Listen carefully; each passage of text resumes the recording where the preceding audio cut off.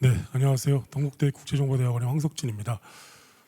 저는 지금 현재 국민의힘 디지털자산 특별위원회에서 활동하고 있고요. 최근에 이제 문제가 많이 되고 있는 코인 관련 사건의 코인게이트 진상조사단에서 활동을 하고 있습니다. 전 교수가 되기 전에 이제 금융기관에서 한 25년 정도 근무를 했습니다. 주로 했던 일은 뭐냐면 금융범죄 대응, 그리고 FDS, AML 시스템을 구축하는 뭐 이런 거를 주로 많이 해서 오늘 저는 발표를 할 줄 알고 1시간짜리 PT를 만들어 왔습니다. 근데 열심히 만들다 보니까 너는 한 5분만 해 이래가지고 네.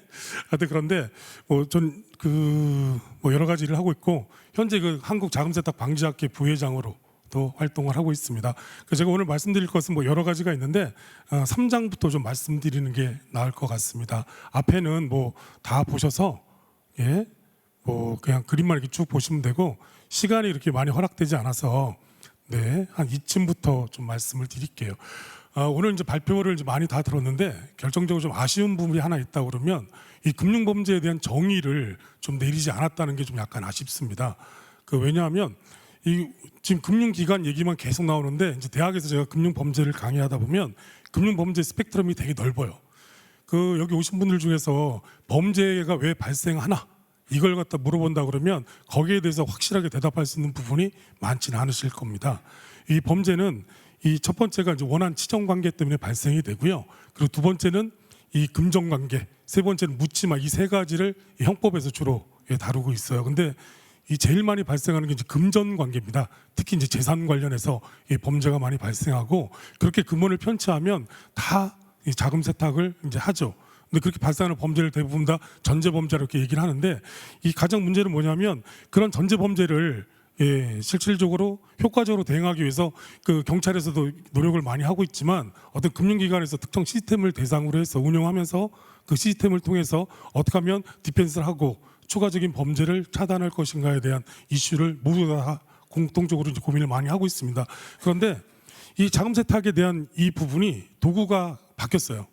기존에 이제 실물 자산이라든가 예금 자산을 기반으로 해서 이 자금 세탁이 계속 이루어지다가 지금은 이제 디지털 자산 이런 부분 가지고 계속 진화가 많이 되었죠. 그러다 보니까 문제는 뭐냐면 어떤 시스템을 구현한다고 하더라도 문제가 계속 되고 있어요. 지금 효과적으로 우리나라의 이제 시스템은 금융기관은 특히 FDS 시스템, 프로드 디텍션 시스템하고 AML, 자금 세탁 방지 의무 시스템이 이제 구현이 되고 있는데 이 가장 문제는 뭐냐면 아무리 성능을 고도화시켜도 가성비가 안 나온다는 거예요. 근데 그 이유가 뭔지 아세요? 일반화의 오류라고 그러는데 이런 거죠. 그냥 얼럿이 뜨면 판단을 합니다. 판단해서 맞으면 쭉 분석 조치를 하고 안 맞으면 그냥 놔두는데 이게 결정적인 단점이 있어요. 그게 뭐냐면 이 모니터링 요원에 대해서 너무 의존도가 높다는 거예요. 그러니까 사람이 최종적으로 판단하죠. AI가 아무리 우수하다고 그래도 최종적으로 판단하는 것은 사람입니다. 근데 사람이 이 보시면 얼럿이 떠가지고 이 얼럿이 떴을 때 AI 기술 온갖 좋은 게 다 들어갔어요. 근데 거기 얼럿이 떠가지고 실제 첫 번째로 판단합니다. 판단하는데 정상이라고 판단을 해요. 그러면 두 번째 보는 사람이 또 다시 판단하는데 첫 번째가 정상이라고 판단했기 때문에 또 판단합니다. 그리고 최종적으로 마지막으로 가서 또 다시 판단할 때 또 다시 앞에 있는 사람 걸 갖다 무시하고 최종적인 이 별도의 독립적인 판단을 해야 되는데 그렇지 않고 또 다시 정상이라고 판단하는 거예요. 그럼 그 거래는 정상 거래가 돼버립니다.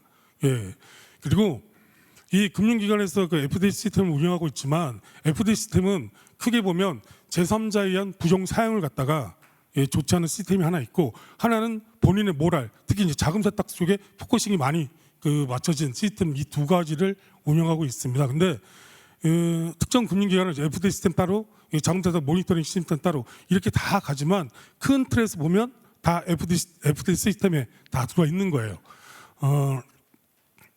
그래서 이 시스템을 좀 더 고도화하기 위해서는 여러 가지 기법이 상당히 중요하지만 AML에서는 가장 중요한 게 뭐냐면 이 딥러닝, 특히 제일 중요한 건 빅데이터가 바탕이 되어야 됩니다. 근데 우리나라가 자금 세탁 시스템을 갖춘 지가 그렇게 오래되지 않았어요. 그러다 보니까 어떤 문제가 생기냐면 이게 실질적으로 자금 세탁에 있어서 STR 보호권이냐 아니냐 이런 부분 판단하는데 한계가 있는 거예요. 그러니까 이 자금 세탁에 대한 의무가 뭐 2000년도 초중반 이때 지금 현재 발생이 돼가지고 지금까지 쭉 이렇게 올라오긴 했지만 자금 세탁에 대해서 그 민감하게 그 금융기관이 생각하지 않았고 거기에 더 나가서 어떤 시스템을 구현할 때 이 시스템 자체가 성능이 우수한지 안 한지 이런 부분에 있어서 상당히 의구심을 많이 갖고 있는 거죠. 그러니까 문제가 뭐냐면 아무리 좋은 이 빅데이터를 기반으로 해가지고 그 어떤 머신러닝, 그다음 딥러닝 이런 걸 통해서 검출한다고 해도 최종적인 판단은 사람이 하기 때문에 그 사람이 어떤 일정한 선입견이라든가 매너리즘에 빠지게 되면 그 올바른 판단을 할 수 없는 게 큰 단점인 것입니다.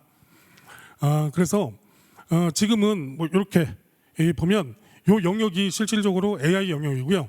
이렇게 다 패턴을 이제 작은 강한 그 AI, 뭐 약한 AI, 즉 거기 따졌을 때 보면 이 체크하는 것은 기계에서 그 시스템 상에서 AI가 작동을 하죠. 약한 AI 이렇게 얘기하는데 이 AML 시스템이라든가 FDL 시스템은 제일 중요한 핵심은 룰입니다. 룰.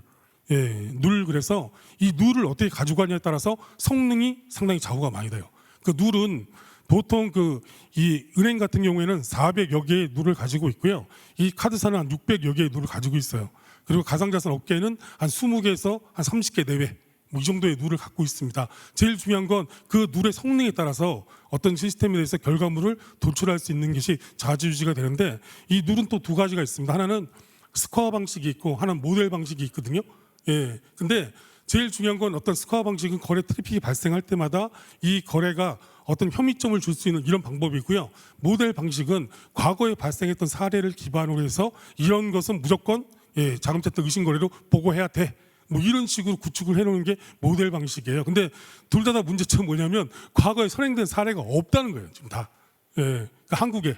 그래서 지금은 여기서 이렇게 룰 방식으로 출력을 하더라도 AI가 판단하는데 이 과거에 그 경험학습이 없기 때문에 어떤지 그 랜덤 포레스트라든가 그 실질적으로 디시전 트리에서 판단할 수 있는 게 한계가 있다는 것이 상당히 문제점으로 많이 작용이 돼요.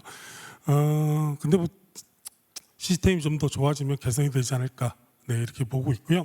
그러기 위해서 먼저 이제 선결 과제를 갖다 좀 몇 가지 좀 첨언을 드리면 제일 중요한 건 정상 거래에 대해서 그 과부하를 주지 말아야 돼요. 어떤 그 SL 보고라든가 어떤 트랜잭션이 발생하게 되면 이 트랜잭션이 진짜인지 아니지 그리고 이런 게 있어요. 이 어떤 트랜잭션 자체가 자금 세탁으로 의심이 되면 그 홀딩 할 수도 있고요. 계속 그 거래를 패스시킬 수도 있거든요.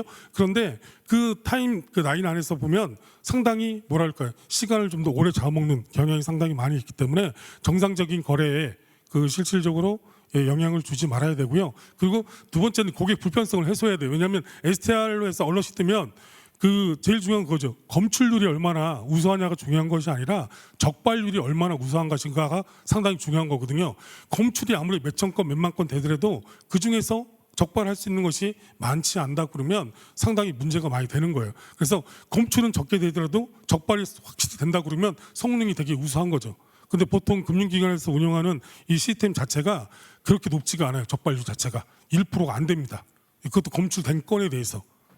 그러다 보니까 아까 우리 SC에서 우리 강 팀장님께서 말씀하셨는데 이 FIB도 보고는 되게 많이 해요.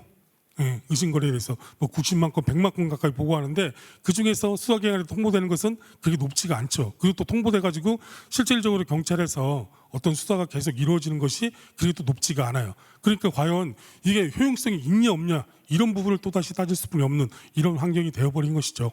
그리고 세 번째는 이 효율성, 좀 전에 말씀드린 것처럼 룰에 있어서 성능을 갖다 상당히 우수하게 가져가야 되는데 그렇게 하려고 그러면 아무래도 그 비용이 많이 들겠죠.